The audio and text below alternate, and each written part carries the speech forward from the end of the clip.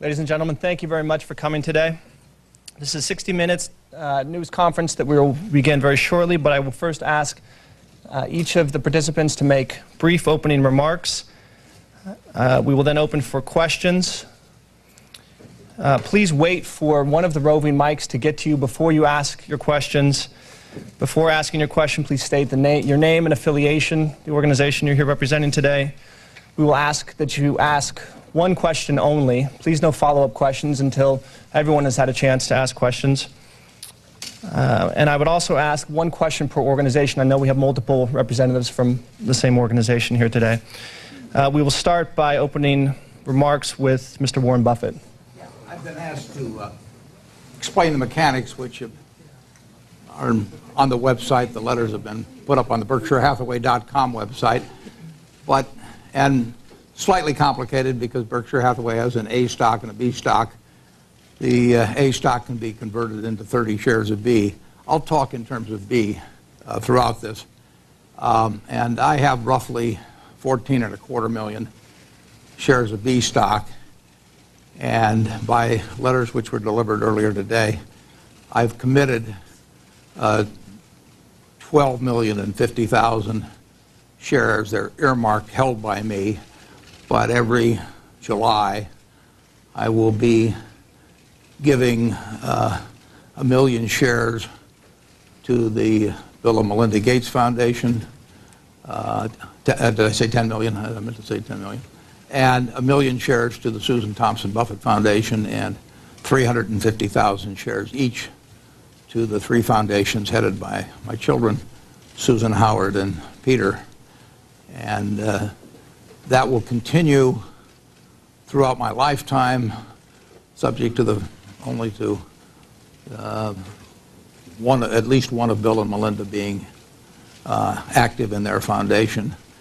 And then I will arrange in my will to have one of several methods that could be used to accomplish that after my death. And incidentally, the balance of the B shares that I'm keeping will go to philanthropy either during my lifetime or on my death. And as we go along, if you have any questions about how this will operate, I'd be delighted to answer them. Great. I just wanted to start by saying Bill and I are absolutely honored and humbled by Warren's gift. It's really unprecedented in terms of what we can do to do good in the world, and it's something that we take very seriously. We feel an incredible responsibility. I think when you give away your own wealth, it's one thing, but to give away the body of somebody else's life work is really quite something. So it's something that we look forward to working with Warren on as a trustee. We have a great management team in place at the foundation. We'll obviously have to expand that somewhat and grow the foundation a bit over time. But I think what you should expect from us is that we'll really deepen the areas that we're already into. We're not going to broaden the foundation a whole lot of new areas, but really deepen our commitment already to global health and particularly to education. So I know Bill and I are delighted not only about the gift, but in particular about getting to work with Warren. And we're very, very excited about it. Just a few quick things. We've known Warren since 1991, and it was his thought that wealth should go back to society that got us thinking about doing our foundation in the first place. And as that's grown, we've had a chance to share how that's worked out. I remember one time in 2001 where I got to give a talk to Warren and some of his friends about global health, and how excited I was about the opportunity to do something there. Global health is one of the 2 big causes the foundation goes after. Education, broadly defined, including scholarships and libraries in the United States, is the second. And as Melinda said, we're going to deepen, accelerate what we do around those areas. We'll pick some things that also touch on the same things of dealing with poverty or dealing with opportunity for everyone. And so it's a big challenge for us to make sure that this money gets used in the right way, but one that we're thrilled about, and thrilled that we'll have Warren as our 3rd trustee. So you're seeing the 3 trustees of the foundation here, and we're going to do our best job to have as much impact as possible. Certainly these problems are gigantic, and so it's not only what we do, but what we do with our partners, what we encourage other people to do, and the partnership often that we have with governments. So with that, I'll let Joe move to the questions. Down here in front. Please wait for the mic. Scott Cohn from CNBC. It's on. Is it on? And there's a question for all of you. I'm wondering if you can take us through the process, the mental process of going from accumulating wealth, which all of you have done, to giving it away. At what point do you decide it's time to stop accumulating and start giving away? And how did that process work for each of you? Well, my original thought, and it was a thought that was developed with my wife 50 years ago, was that I would accumulate it through my lifetime. And I thought the odds were good that she would survive me, and that we always were agreed that it would all go back to society, but we thought the odds were good that she would be the one that implemented that. I had this theory, which she regarded as a rather convenient theory, that philanthropic needs would always be with us. They would today, tomorrow, 20 years from now, 50 years from now. And that if money was destined to go to philanthropy, that the people who were high compounders with money should be the ones that take care of the 20 and 50 years from now, and the ones that would be the low compounders should be the ones that would be taking care of today's needs. Like I say, she found that rather convenient because she also knew that's what I wanted to do anyway. But she died before I did, so I then was faced either with the choice of letting it run till the end of my life or doing something currently. And since I had a sensational solution for doing it now, better than any I could have imagined, I have selected these 5 foundations, all of which have their own strengths, to implement this.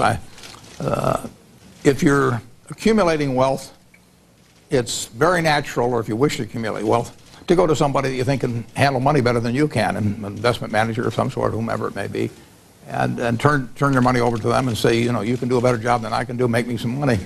Well, I've got some people where I'm saying you can give it away better than I can, so I'm turning it over to you, and you do a better job of giving it away than I would. Next question. Yeah. Well, I'll just add to that. Okay. Sorry. A tiny bit. You know, it's been very exciting to be part of a business that's both been successful and had so much impact. And Microsoft is something I'll always have an incredible connection to, including being totally full-time the next 2 years, and then moving over to spend full-time on the foundation. I'm surprised how similar the work is in terms of picking great people and being very optimistic and looking out long-term.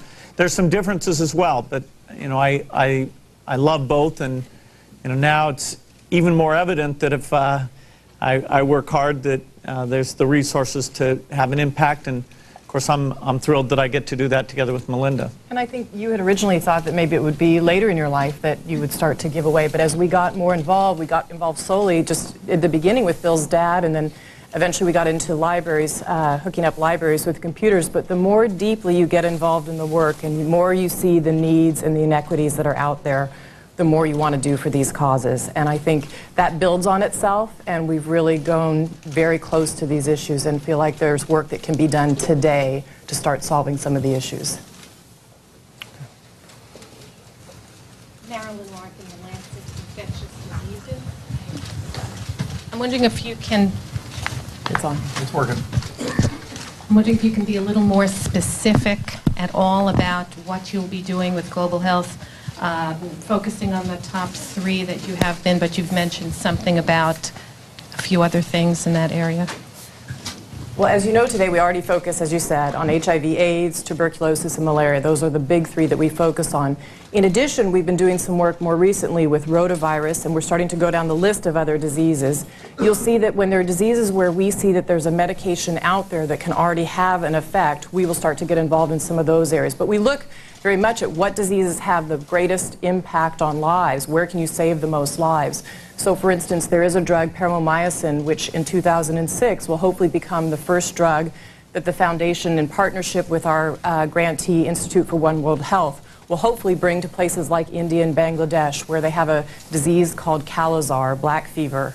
that we really can save about 200,000 lives a year if you can get this drug out there at a much lower cost than the drugs that are available today. So those are some of the areas that you'll start to see us pushing is go a bit down on that list of infectious diseases beyond just the big three. Yeah, our key role is where the market isn't going to come in and come up with a solution. So that means the diseases that are in the developing countries and not in the rich countries. And that list is overwhelmingly infectious diseases, and in all the top 20 we have some activities obviously scaled to the size of the problem. Over here. Gentleman in the red shirt. For Mr. Buffett, my name's Sean McCarthy. I'm with the Globe and Mail from Toronto.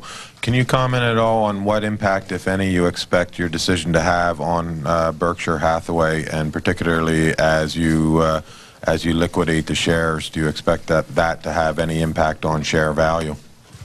Yeah, I wouldn't have done this if I thought there was going to be a negative impact. And Berkshire trades less than most big cap stocks. In fact, it may be the lowest turnover on the New York Stock Exchange as a percentage of shares outstanding. And one of the complaints we get occasionally from institutional investors is the fact that it is not as liquid as you would think a company would be with the market cap that we have. So the turnover of Berkshire, which has been about 15% a year, if all of the stock I give away gets sold every year, it would move up to 17%. And as you know, there are many stocks on the New York Stock Exchange with over 100%. So I see no downside to that. There's certainly going to be no downside in terms of my enthusiasm or energies that devoted to the job. I mean, I love the job of running Berkshire. I hate to tell you how much I love it, because the shareholders can get me to pay to have the job, and I don't want that word to get out. But over time, I actually think it also makes it a little more likely that which is immaterial to me, but some of our shareholders are interested in it. It makes it more likely that Berkshire would be included in the S&P 500. We're probably 4 times the size of the next largest company that is not included, and one reason is the lack of turnover. And over time, this will make for a more active stock, and I see nothing that on the horizon remotely that would cause it to diminish the intrinsic value per share of the company. And if anything, I mean, we will have 31% of the profits of Berkshire, in effect, that are being totally committed to charity. And I don't know that I could work any harder, particularly at what I do, than I do now. But that thought will motivate me. Gentleman in the blue jacket. Second. We're all in blue. Somebody with the white shirt. Thank you. Mr. Buffett, Mr. and Mrs. Gates, a question. Mario Platero, I'm sorry, U.S. editor for Il Sole 24 Ore, which is like the Financial Times for Italy. In Italy, some people would consider that, Mr. Buffett, you would be crazy to give away the money instead of giving it to your children.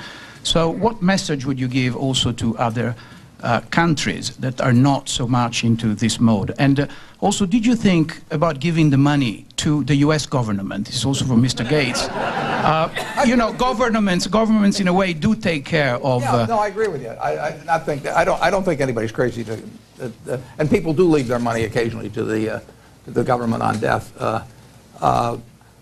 You really got a couple of choices. You can leave a significant portion. You could leave all of it to the government if you elected to do that. You can elect a method of distributing your estate that leaves a significant portion to the government and a significant portion to other people, or you can elect to do it through a philanthropic organization.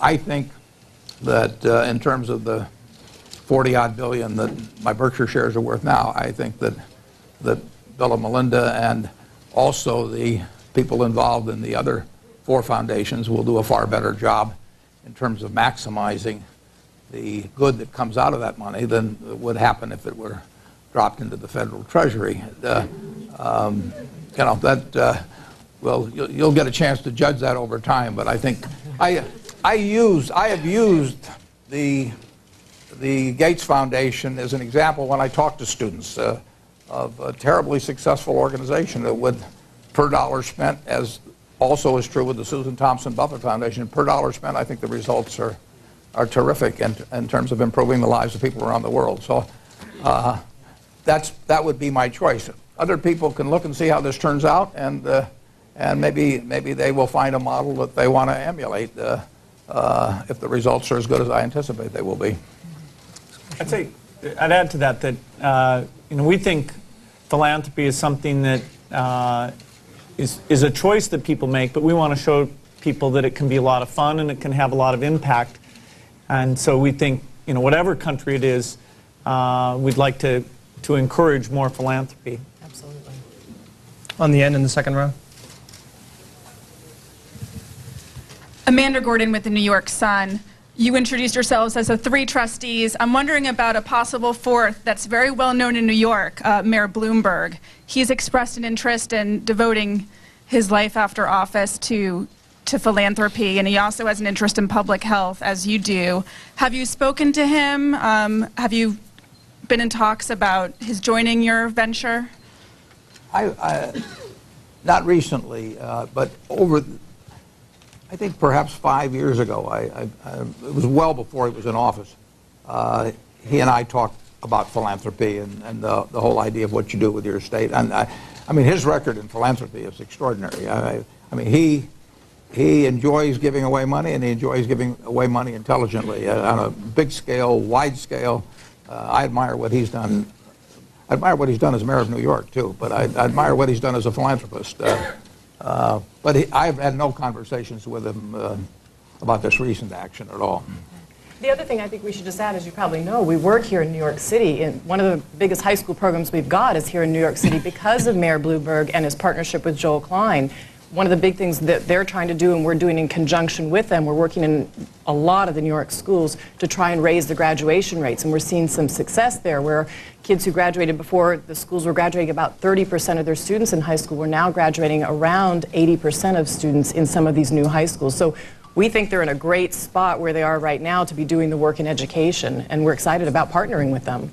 Yeah, so I'd say, we have a lot of interests in common, whether it's, he's given money for malaria, he believes in education. So I don't know in what form, but I'm sure we'll find a way to partner with him one way or another, because it's great working with smart people like Mayor Bloomberg. To the left side of the room. Jay?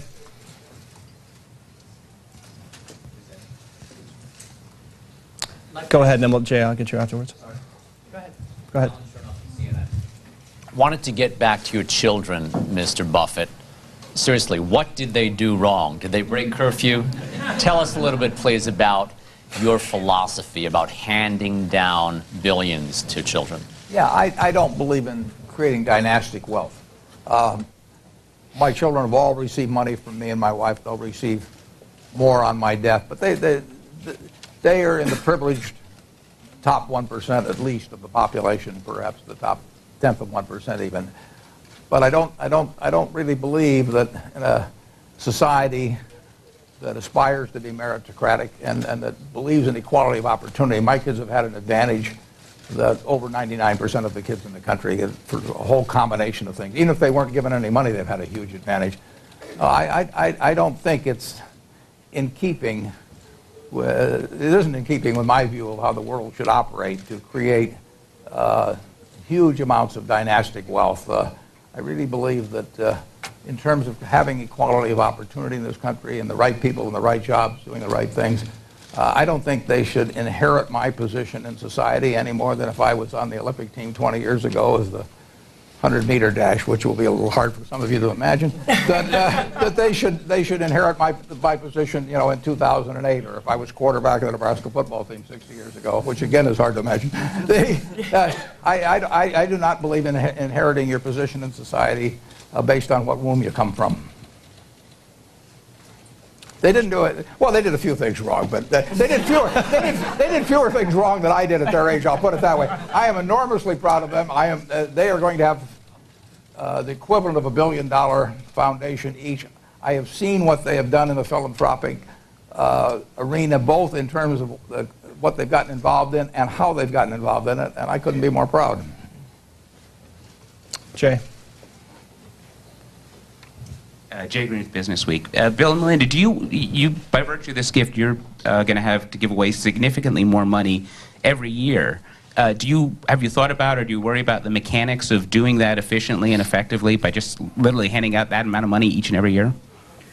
Well, it is something that, just in the last few months we've started to talk about a bit and start to plan for it inside the foundation and think a little bit about what we might do. And we've always been, as a foundation, we always have ideas that are germinating inside the foundation that Bill and I will say to the foundation even 2 years ago with our own money, hey, here's a list. We kind of constantly have what I call the top 30 list of if we were going to deepen our work, where might we go? And we start working on that list pretty early. So we've been doing some small grants in the areas of micro-lending the last few years. We will continue to deepen that learning and probably expand out in micro-lending. We've been doing quite a bit of looking and research in the area of agriculture and what biotechnology does with agriculture, particularly following on what the Rockefeller Foundation has done.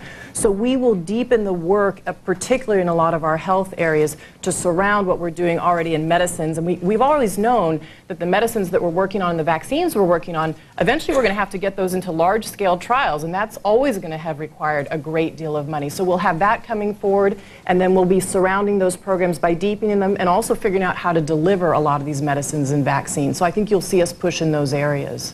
It's fair to say that the size of the problems that we're taking on, whether it's in the global arena broadly or in education, we think that we can wisely take and even more than double the impact we have.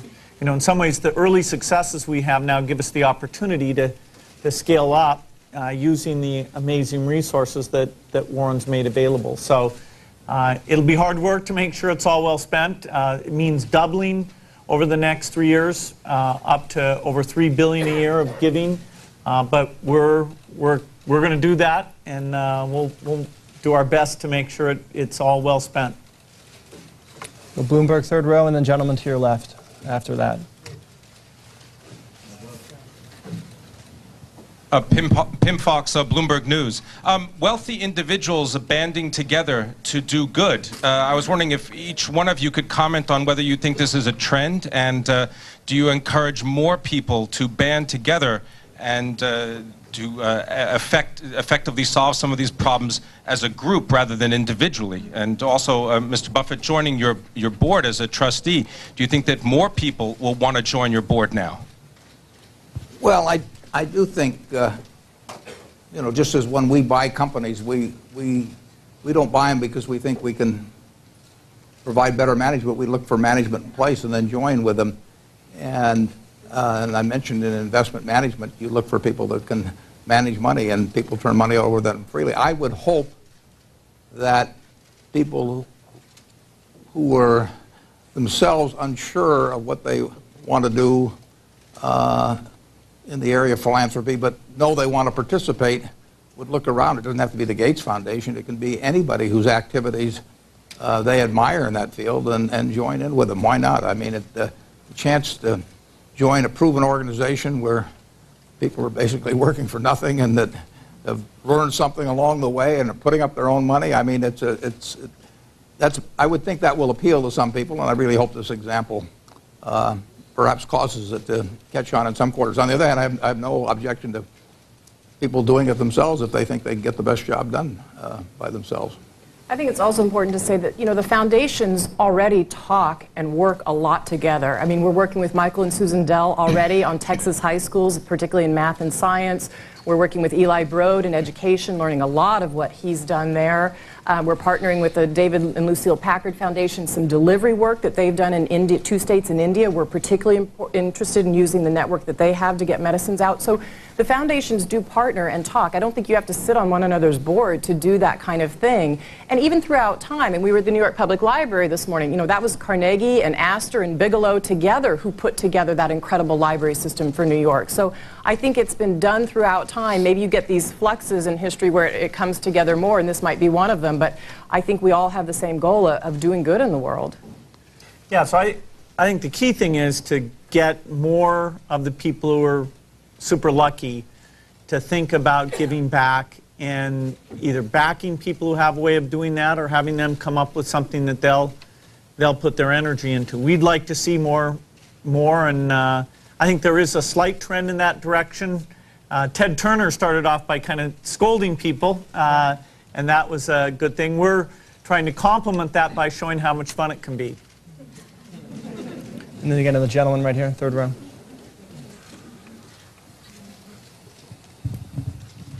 Fred Katayam of Reuters Television.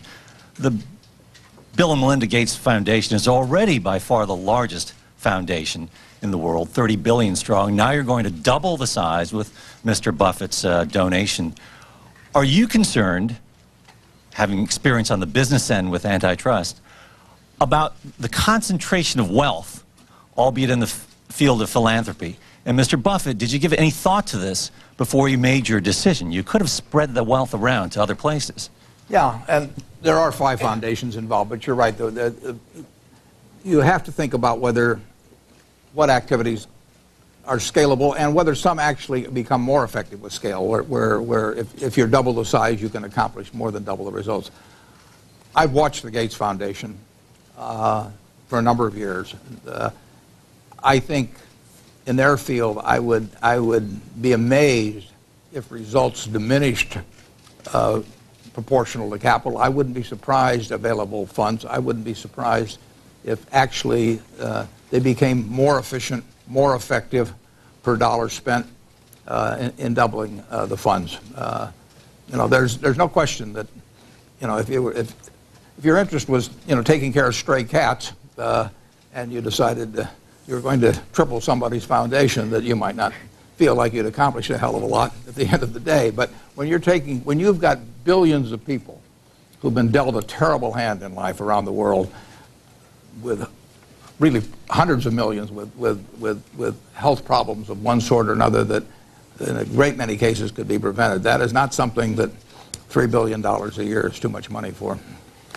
And I think it's up to us and to work with the management team inside the foundation to make sure that we build advisors in around our programs. We're not going to have advisors that advise the whole foundation, but advisors around specific areas. So we already do that. For instance, in the Grand Challenges for Health, there are 20 scientists outside of the foundation who sit. Out of the 22 seats, 20 are held by outside scientists who review every single one of those grants and give comments to those grants. And we see those comments when we're making decisions on things. So, and that's true of all of our programs. We build specialists in outside of the foundation to give us comments and review on that. And we'll have to make sure we continue to do that. And as we deepen our work, if we go into micro-lending or we go into agriculture, we'll have people who have already been working in that. We've already learned a great deal from the Rockefeller Foundation, who's been working on ag bio for many, many years. They're the ones who started the Green Revolution. They're out in 20 countries already. Well, you better believe we're out talking with them, partnering with them, taking their lessons learned and saying, okay, what else would you all do if you were going to come in and broaden your work or expand it even deeper? So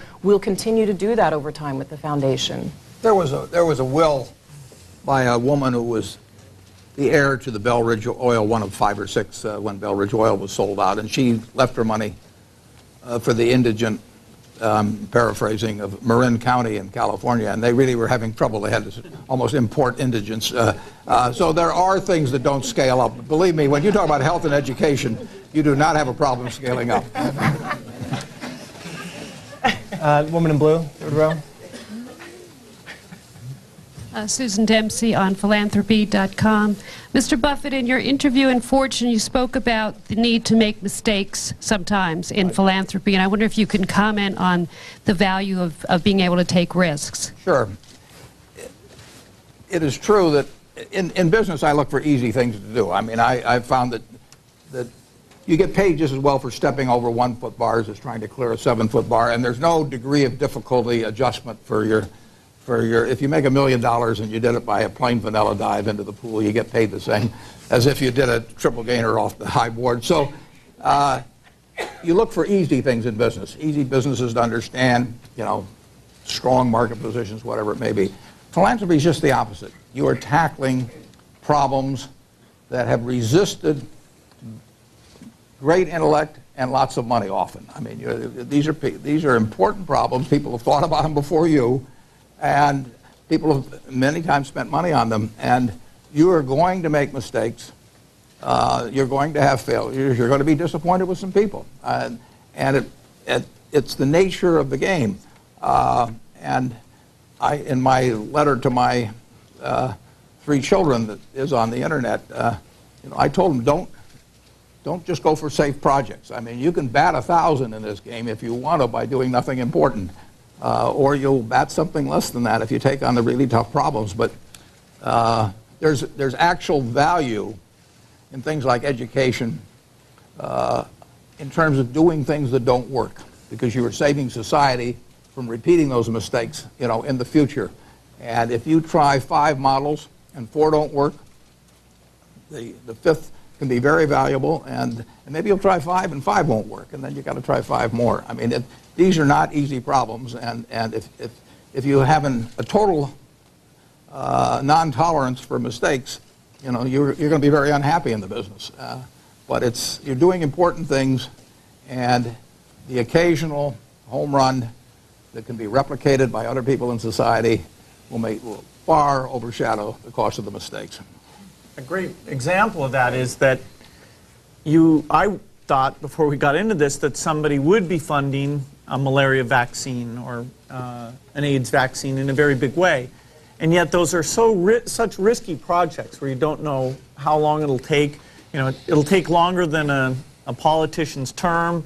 May take a lot more money. There just institutionally was no organization that was there to kind of be at the center of taking that on.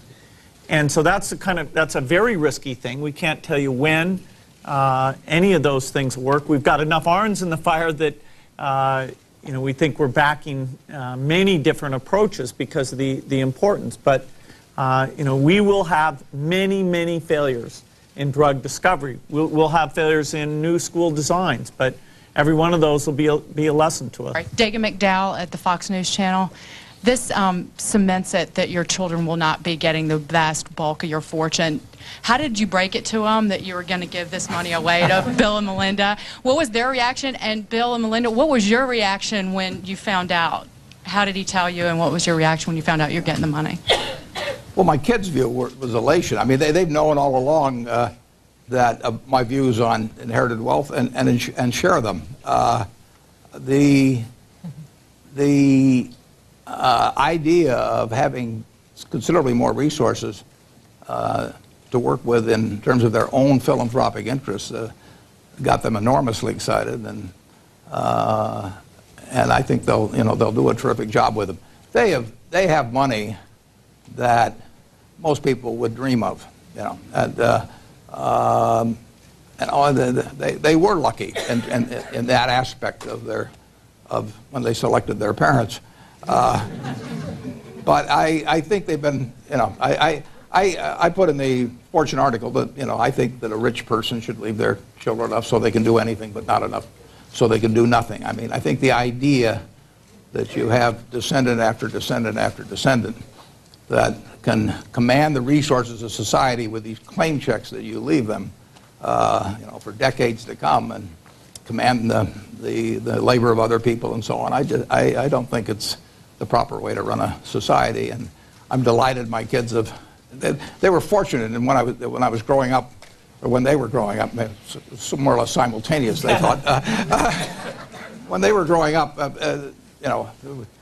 we were not known as a fabulously rich family, and we weren't fabulously rich a good bit of the time. So they've had an existence that's quite consistent with the way they live now. They live very well, and they consider themselves lucky. They don't consider themselves quite as lucky as if they'd had a father with a different view. I think it's important to say, first of all, that the money is not coming to us. It's being entrusted to us to give back to society. That's what it represents of giving it to the foundation. And Bill and I really live our lives with the belief that to whom much is given, much is expected. And as I said at the beginning, when you think about giving your own money away, it feels like quite an incredible responsibility. But when you start to look at the body of somebody else's life's work, and you say, my gosh, this is what Warren's done with his life, this is what Bill and I have done with our lives, that coming together, it's an enormous responsibility, but it's also something that we hope that we can live up to, and that we'll do our very best, put our best hearts and minds to it. Warren once said to me a few years ago, long before any of this came about, just when he was looking and we were talking a lot about what we were doing at the foundation, what we're excited about, he said, it's amazing what you all do with both rationality and world empathy. And I think that is what we're trying to stand for with all the resources that will go back to society. It was just in the last 4 or 5 months that this started to really come into focus. And even then, I think I still thought, wow, is this really going to happen? And you know, today Warren signed the letter, and now we've got a incredible opportunity to take full advantage of that. Check the ink.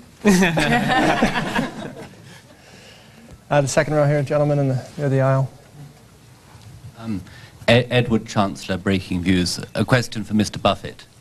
Here. Now the foundation will be heavily exposed to Berkshire Hathaway stock going forward.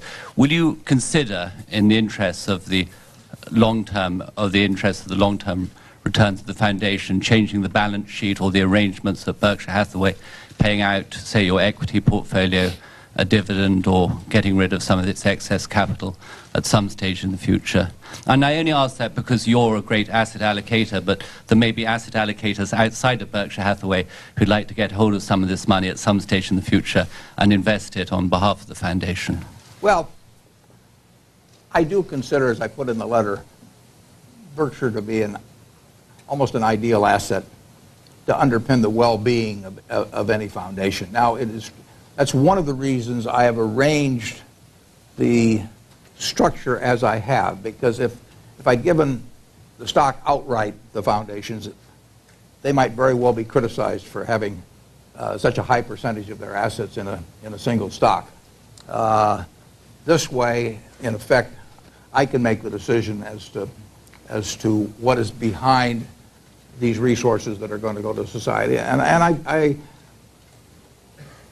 there will be no change in any corporate policy at Berkshire Hathaway because of this. We've always tried to get the best long-term result for shareholders that we could, and there's even some economic principles in the back of the Berkshire annual report that explains that. So I've always been incentivized to do that. I've always committed to do that, and I think this is the best way, personally, to have 40-odd billion invested that will go back to society over time. There'll be stocks that end up doing better at Berkshire. There's no question about that. There'll be dozens, hundreds of stocks that will end up doing better.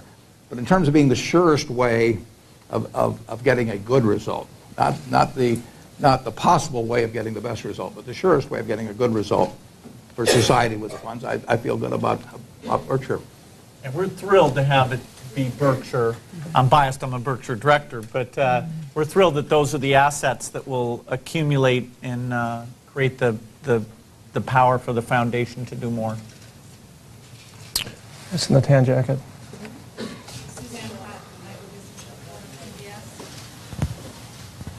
Hi, Suzanne Pratt, Nightly Business Report on PBS. My question is for Mr. Buffett. Following up on an earlier question regarding the stock, can you think of any reason why Berkshire Hathaway shares would sell off on this announcement today? Well, I don't know about today. I can't think of any reason why they would sell off there over any period of time. Now, anytime people get breaking news on a stock, you know, who knows how they react in a given hour or day or even a week. But I see no way that it decreases the intrinsic value per share of Berkshire, and I see no way that it, over time, changes the price of Berkshire relative to its intrinsic value in the market. So there should be no downside whatsoever, and I can possibly see some upsides over a period of time just in increasing the liquidity, but that's not a consideration in what I'm doing. Right here. Mr. Buffett, Anthony Mason with CBS. You have said you don't feel as well cut out to be a philanthropist as the Gates are. Right. Why is that? Well, I think they can probably I think they'll probably spend more time and energy on it, and I am so involved in what I do. I'm having so much fun doing what I do that for me to say I'm going to spend a high percentage of my time in some other area, it's just not realistic. I mean, I would you know, it's like me quitting cherry Coke and hamburgers. I mean, it isn't going to happen. So I think they will be more able to accept mistakes than I would feel about.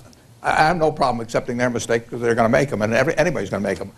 I don't like to make them myself, so I would rather have them make the same mistakes that I would make, and probably some fewer, And I have so much fun doing what I do that Bill gave me a book last night about, how many pages is there? 892. Yeah, 890. Okay, and he said I'm giving you a quiz on this in the morning, and It's about disease. he's better. For one thing, you read way faster, but he can soak up this information on a whole bunch of subjects so much faster. If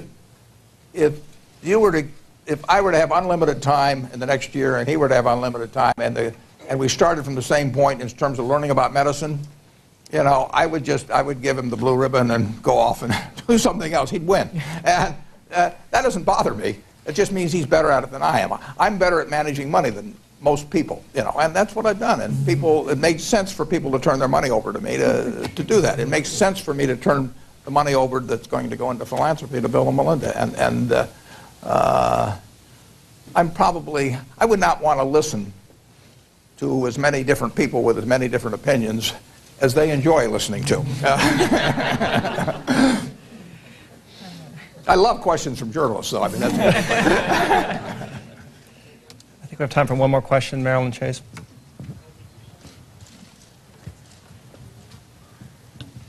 Marilyn Chase from the Wall Street Journal. I'd like to ask the Gateses, you often speak of your grants not as an end in themselves, but being catalysts that you hope will draw their partners and draw their funders and donor governments into the enterprise so your programs will be scalable.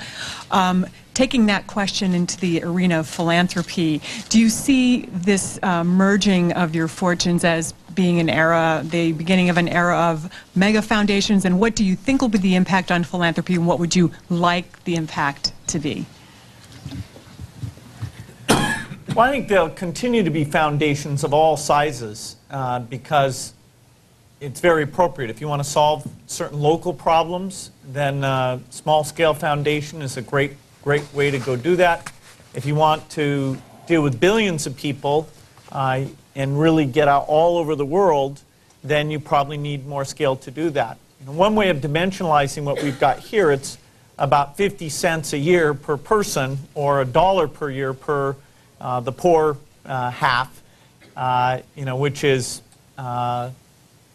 compared to these problems we're trying to solve, in some ways kind of small, and yet we're optimistic that between what we do, other philanthropists, working with governments, that these problems can all be solved. I hope we're seeing a rise in philanthropy and that everybody who's got wealth feels that this is something they should do and that they want to do.